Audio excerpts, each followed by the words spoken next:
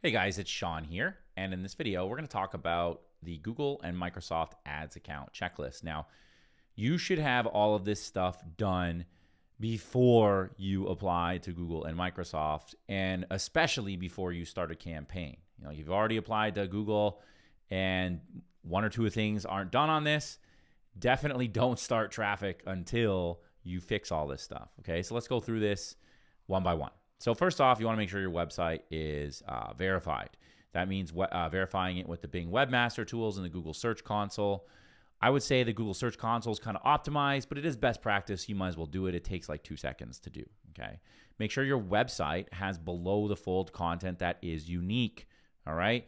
It's very important that your website is viewed by Google and Microsoft as a website and not as a bridge page, all right? That's why it has to have unique content, images, 300 to 500 words. It needs to look like a good user experience, not that you just whipped up a page in 2 seconds with the sole purpose of redirecting somebody to an affiliate offer. Okay, it's okay to redirect to an offer, but you need to actually have website content. All right, that's been made very clear throughout this program, but I want to make sure that you understand that. Okay.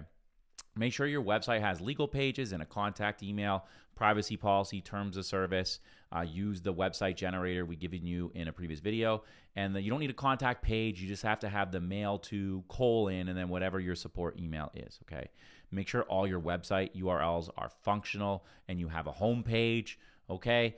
For example, if I'm using survey locator, usa.com/step 1, I might want to make sure my step 1, my step 2, my step 3, my processing, all those pages work. But you need to set one of them as a home page too, because Google and Microsoft will go visit your website and they want to make sure that a home page is set. All right. And we showed you how to do that in the training.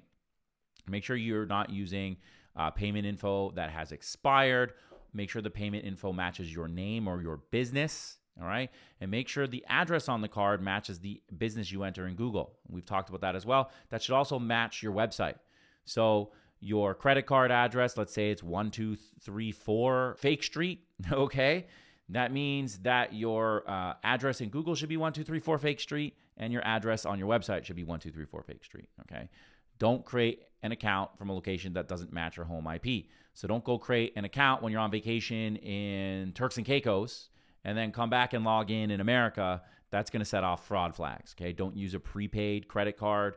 Use a real one. Don't have duplicate content on your website. That kind of goes with the making sure your content is unique. Don't copy people's About Us pages. Don't copy people's terms and conditions. Everybody's terms and conditions might be a little similar because they use the privacy policy terms and conditions generator, but it's going to have different website names and different addresses, so that's going to be totally fine. Just don't go copy somebody's website, grab all their text and paste it on yours. Google will see that. Remember, I teach you to swipe, improve, deploy, not to just swipe, okay? You don't miss the improve and deploy part of that method. Don't have any past ad violations or account closures. And I can't stress this enough. Make sure you read the ads policies on Microsoft and Google, right? You're not running ads for weapons. Your websites aren't around weapons, guns, alcohol, drugs, sex toys, things along those lines that are clearly outlined in the ad policy videos that we've covered in this program, okay? So again, it's very important that you check this checklist, and this is one of those things where everything must be done, and it should be done before you apply for an account, but definitely be done before you run an ad. Don't start running ads if your URLs aren't functional or you haven't put below the fold content, things like that. That's going to be a good way to get your account into suspension, okay? So this, if you follow everything to the T, should 99% of the time keep you in good stature with Microsoft and Google. And that's it for this video. I will see you on the next one.